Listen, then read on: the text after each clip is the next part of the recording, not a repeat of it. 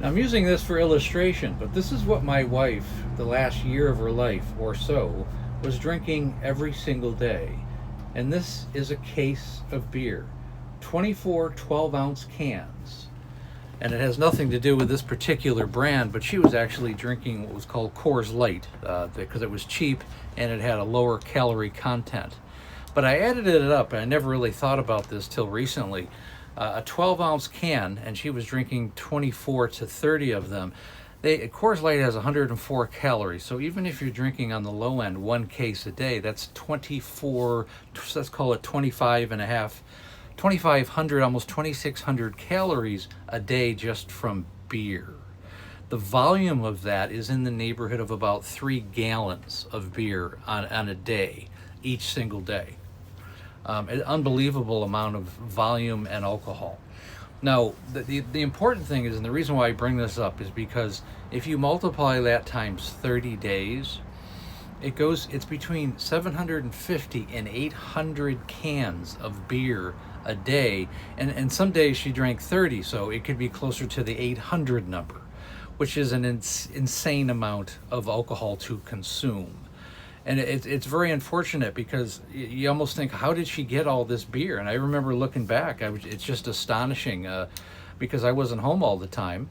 But I mean, I came home one particular time and 2 cases of beer were being delivered to the front door.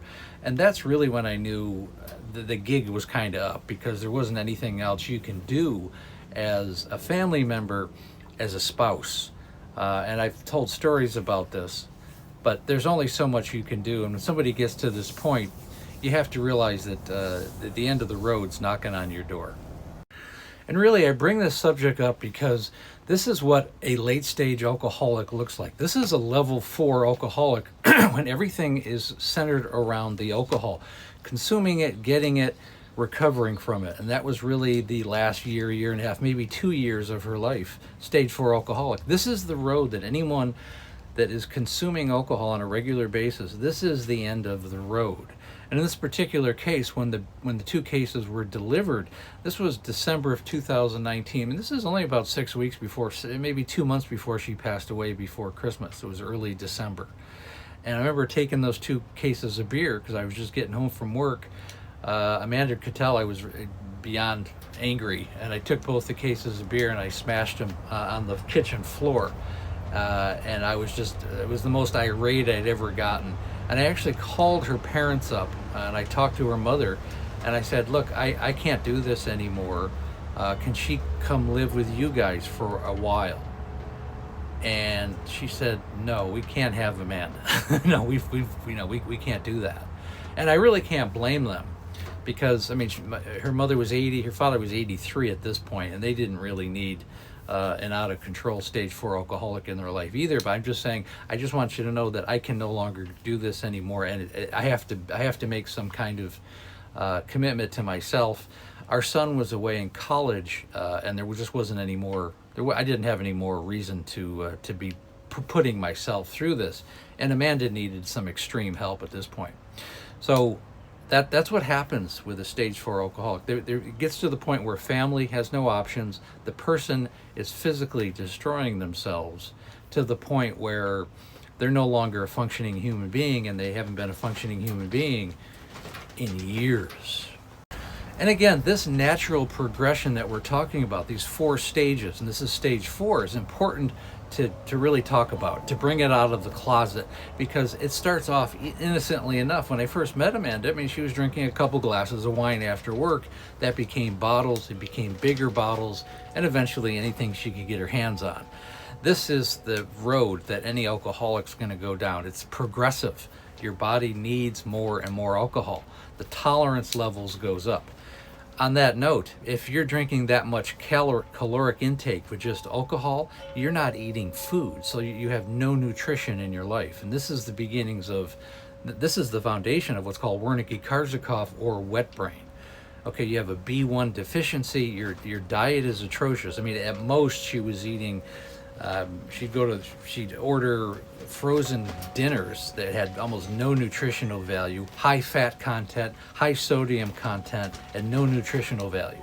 she might have like one frozen meal a day and 24 to 30 beers. Not a sustainable way to live, unfortunately. Talk about this because it's an important subject, and family has to realize there's only so much they can do, and when someone gets to the point, it's the end. Now compare that to somebody who's a non-drinker or a normal drinker. In that case, a friend of mine actually bought me that case back in October, and I just counted them. There's still 15 of the case that are in the refrigerator. So I've had 9 beers, and actually I've had that friend came over. I think we had a couple that day. So I've had probably 7 to 8 beers since October, and this is February. A case of beer for me will probably last a year. My wife was drinking a case a day. And if you have anybody that in your life that's in any realm of this, it's time to really, you have to make a decision on what you want to do.